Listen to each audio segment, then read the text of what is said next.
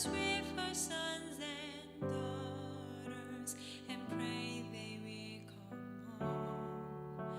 For soon it 얼마 전 will 유엔에서 BTS가 그 연설을 하고 공연을 했더라고요. 다 본 것은 아니지만 짧게 그 영상과 또 이제 공연한 모습들을 이제 봤는데 굉장히 큰 영향력이 있구나라는 생각을 했습니다. 그런데 이 영향력을 만들어낸 데는 아미라는 팬덤이 굉장히 큰 역할을 한 것으로 알고 있습니다. 그들의 공통 분모는 딱 하나예요. BTS를 좋아하느냐. 이 BTS를 좋아하는 마음으로 그들은 팬덤을 형성을 했고, 그리고 자신들이 좋아하는 그들을 위해서 최선을 다해서 여러 가지 지원을 합니다. 어떤 의미에서 그 공통 분모 때문에 그들은 우리라는 이름을 갖고 있게 되었습니다. 여러분, 우리가 누군가를 만나거나 혹은 낯선 곳, 낯선 장소에 가서 낯선 사람들을 만나게 되면요, 가장 먼저 하는 일이 있습니다. 바로 공통 분모를 찾는 겁니다.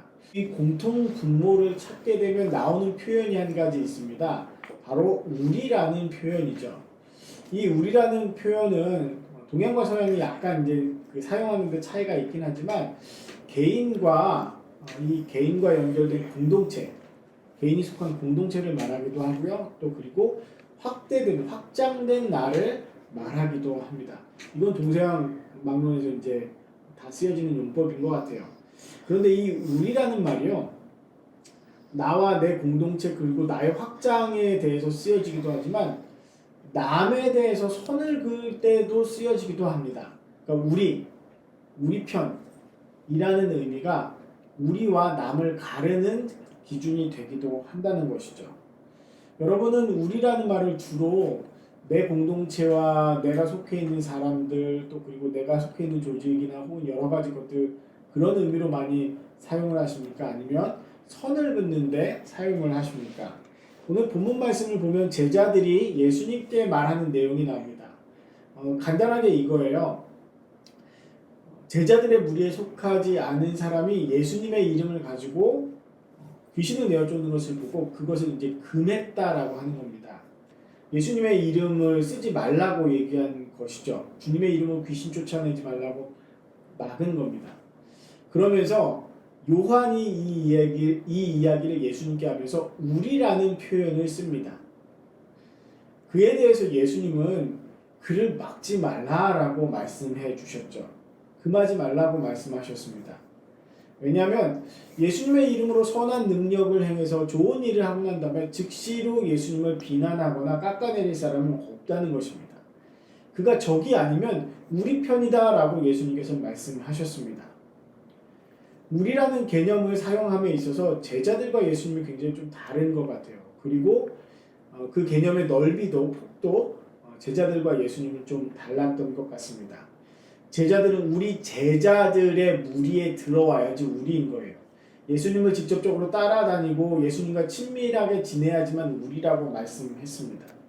그리고 그렇게 해야지만 주님의 이름을 사용할 수 있는 권한이 생긴다고도 생각했죠. 그러나 주님은 주님의 이름으로 일하고 있으면 또 그리고 주님의 사람을 주님의 이름으로 대접한다면 그리고 적이 아니라면 우리 편이라고 말씀하시고 생각하신 것이죠. 이 성경에 보면 구약 민수기 11장에 이런 이야기가 한 토막 나옵니다. 모세가 불만 불평을 내어쏟는 이스라엘 백성들이 너무 감당이 안 돼가지고 하나님께 간구합니다. 그래서 하나님께서는 70명의 리더를, 성경에서는 장로라고 표현되어 있는데 70명의 리더를 세우라고 말씀해 주셨습니다. 그래서 그 명단들을 적어서 이제 그 사람들을 불러 모았습니다. 그런데 엘닷과 메닷이라는 두 사람이 자신의 장막에서 나오지 않았습니다. 즉 모세의 명령을, 또 모세를 통해서 주신 하나님의 명령을 거부한 것이죠. 그런데 그때 하나님의 영이 모세 앞에 모인 이 68명의 사람들에게 임했습니다. 그들이 하나님의 영이 임하자 이제 예언하기 시작했죠. 근데 놀랍게도 장막에 남아 있었던 엘닷과 메닷에게도 하나님의 영이 동일하게 임했습니다. 그 소식을 이제 여호수아에게까지 이제 이 이야기가 들려졌어요. 그러자 여호수아가 모세에게 말합니다. 이걸 금하게 해야 됩니다. 못하게 해야 됩니다. 라고 말하자 모세가 나는 하나님의 백성 모두에게 하나님께서 이 영을 부어주시기를 원한다 라고 얘기합니다. 모세에게는요, 그 사람들도 장막에 남아있었던 그 사람들도 우리라고 하는 생각이 있었습니다. 왜냐하면 하나님의 백성이고 하나님께서 그들에게 똑같은 영을 부어주셨기 때문이죠. 예수님께서 가지고 계신 우리라는 그 개념은요, 예수 그리스도의 이름으로 살아가는 모든 사람들을 말합니다. 그가 때로는 나와 같이 행동을 하지 않아도 우리 무리에 들어있지 않은 것 같아도 같이 무리를 지어다니며 같은 일들을 행하지 않아도 주님의 이름으로 주님의 일을 하고 살아가고 있다면, 주님의 형제를 자매를 대접하고 살아가고 있다면, 그가 사랑하며 섬기며 살아가고 있다면, 그것을 주님의 이름으로 하고 있다면 예수님의 편, 우리 편이라고 예수님은 생각하신 것입니다. 예수님께서 생각하시는 우리는, 그 공통 분모는 예수님의 이름을 받고 그 예수님의 이름으로 살아가느냐예요. 그리고 그 예수님의 이름으로 살아가는 사람들, 그 공통 분모를 가지고 살아가는 사람들은 해야 될 일과 하지 말아야 될 일들이 있었습니다. 해야 될 일은 우리가 너무 잘 압니다. 섬기며 살아가는 것이죠. 그 이름을 가지고 있다는 이유만으로 섬기며 살아가는 거예요. 지극히 작은 사람 하나에게 그냥 물 한 그릇이라도 주님의 이름으로 대접한다면, 형제요 자매이기 때문에 그 물 한 그릇이라도 대접한다면 그것이 곧 결코 상을 잃지 않을 귀한 일이라고 예수님께서 말씀하셨습니다. 그러니까 사랑으로 섬기며 살아가는, 주님의 이름으로 사랑하며 섬기며 살아가는 일은 아무리 작은 것이라도 주님의 일로 인정해 주시고 또 그리고 기뻐하신다는 겁니다. 반대로 하찮아 보이거나 정말 작아 보이는 그 어떤 사람이라도 주님의 이름으로 살아가고 있는 한 형제요 자매를 곤경에 처하게 하거나 혹은 마음이 상하게 하거나 혹은 여러 가지 다른 일로 어려움을 겪게 한다면 차라리 연자맷돌을 메고 바다에 빠지는 것이 낫다라고 예수님께서 말씀하셨습니다. 굉장히 극단적인 표현을 하셨는데 그 이후에도 극단적인 이런 표현들이 계속 나옵니다. 손이 범죄하거든 찍어내버리라. 다리가 말썽을 일으키거든 범죄하거든 찍어내버리라. 눈이 범죄하면 눈을 뽑아버리라. 이런 말씀들을 굉장히 무섭게 하십니다. 차라리 몸이 성하지 않은 채로, 장애가 있는 채로 하나님의 나라에 들어가는 것이 낫지, 그 모든 온전한 몸을 가지고 지옥불에 던져지는 것이 더 안 좋다라고 말씀하신 것이죠. 왜냐하면 예수님의 이름이 공통분모죠. 예수님의 이름으로 살아가죠. 그러면 하나님의 나라에서 함께 살아가는 것입니다. 그런데 이 하나님의 나라에 함께 살아가는 사람들은 하나님의 명령을 지켜야 합니다. 이 하나님의 명령은 단순합니다. 하나님을 사랑하고 내 이웃을 내 몸처럼 사랑하라는 것이죠. 주님의 이름으로 살아가는 사람들은 주님의 몸 안에 지체들입니다. 그러면 이 지체들이 서로를 몸의 지체로 여기고 사랑하지 않으면 문제가 생겨나는 것이죠. 이웃을 아프게 하는 것, 내 형제요 자매인 주님의 지체된 사람들을 아프게 하는 것은 자기 자신을 아프게 하는 것과 같기 때문입니다. 그래서 오늘 본문 말씀은 마지막에 너희 속에 소금을 두고 화목하라 라는 말씀으로 맺습니다. 사랑하라는 이야기입니다. 이 50절이 갖는 전체적인 의미는요, 49절 말씀을 보면 이런 거예요. 심판의 때에 불로 소금치듯 당하지 않으려면 평소의 삶 속에 희생과 겸손과 사랑의 소금을 치라라는 것이죠. 그것이 바로 화목하게 하는 것입니다. 소금은 참 좋은 것입니다. 그런데 이 소금으로 해야 될 일은요, 맛을 내는 거예요. 너희 사이에 소금을 두고 화목하게 하라 라는 이 말씀을 다른 표현으로 하자면 이렇습니다. 너희 가운데 살만 나는 일들이 있게 하라 라는 말씀이죠.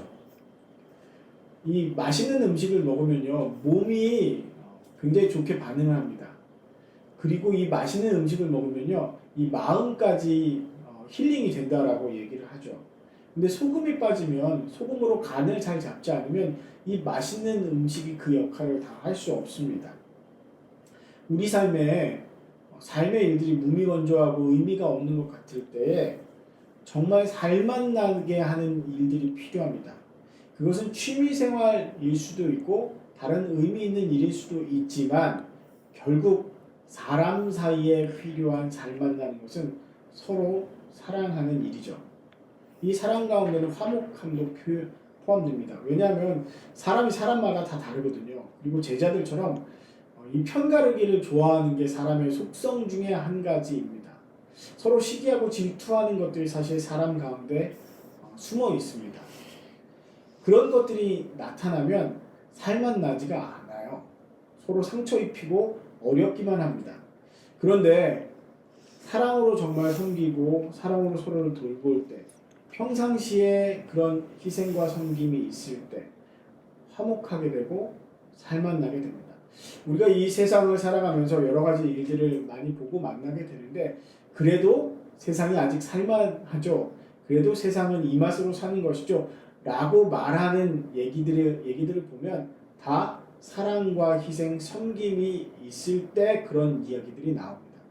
서로 사랑하는 모습을 볼 때, 서로 섬기는 모습을 볼 때, 서로 누군가를 위해서 희생하고 봉사할 때 살맛 나는 세상이라고 사람들은 말합니다. 그것이 바로 화목하게 되는 길이고 방법입니다. 시기와 질투를 버리고 서로를 사랑하며 희생하고 섬길 때 우리라는 말의 진짜 의미가 살아나는 것이죠. 오늘 우리는 성찬을 합니다. 성찬은 예수님의 살과 피를 먹는 일입니다. 그리고 먹은 사람은 어떻게 되는 것일까요? 바로 우리가 되는 것입니다. 초대교회 그리스도인들은 모일 때마다 성찬을 했습니다. 함께 거룩한 식탁을 나누고 그 식탁을 통해서 예수님의 피와 살을 함께 나누어 먹고 마시면서 우리라는 것을 확인을 했던 것이죠. 물론 문제도 있었습니다. 그런 문제를 또 해결하기 위해서 사도 바울이 편지를 쓰기도 하고 또 새로운 가르침을 주기도 했었죠. 분명한 것은 이 성찬이 특별한 식탁이긴 하지만 우리가 생각하는 그런 특별한 식탁이 아니라 그 의미가 특별한 평범한 식탁이었다는 것입니다. 먹을 때마다 예수님의 몸에 참여하고 마실 때마다 그 피에 동참하는 것을 기억하고 기념하는 것이 바로 이 성찬의 의미였습니다. 우리가 조금 달라도, 조금 내 편이 아닌 것 같아도, 나와 다른 점들이 있고 나와 신분과 가진 것들이 생각하는 방향이 다르더라도 예수 그리스도의 이름으로 모여 있을 때 관용하며 사랑하며 기다리며 섬기며 살아가기를 맹세하고 또 약속하고 그렇게 시도하는 것이 바로 성찬의 의미 가운데 하나였었죠. 오늘 우리는 정말 우리를 누구라고 생각합니까? 누구에게 속한 사람이라고 생각하고 이 우리에게 정말 필요한 것은 무엇이겠습니까? 우리를 위해서 정말 해야 되는 일은 무엇일까요? 우리를 더욱 우리답게 만들어주는 소금은, 그 화목하게 하는 소금은 누가 만들어내고 누가 주는 것입니까? 다른 사람이 줘야 될까요? 아니면 말씀을 듣고 그 말씀대로 살아가려는 사람이 하나님께 받아 나누어야 하는 것일까요? 기도하겠습니다. 주님, 우리가 주님 앞에 모이게 하심을 감사드립니다. 주님의 이름으로 우리가 되게 하심을 감사드립니다. 주님께서 사랑하시고 안아주시는 사람들이 세상에 많이 있음을 알게 하셨습니다. 그러니 우리도 주님의 이름으로 사랑하며 나아가겠습니다. 또한 우리 가운데 시기나 질투가 아닌 서로를 낮게 여기며 내 자신처럼 사랑하는 일이 더욱 많아지도록 하겠습니다. 인정하며 받아들이고 존중하며 살겠사오니 우리의 마음을 더욱 넓게 하여 주시옵소서. 주의 성령이 나에게도 우리에게도 함께함을 감사드립니다. 이 모든 말씀 우리 주 예수 그리스도의 이름으로 기도드립니다.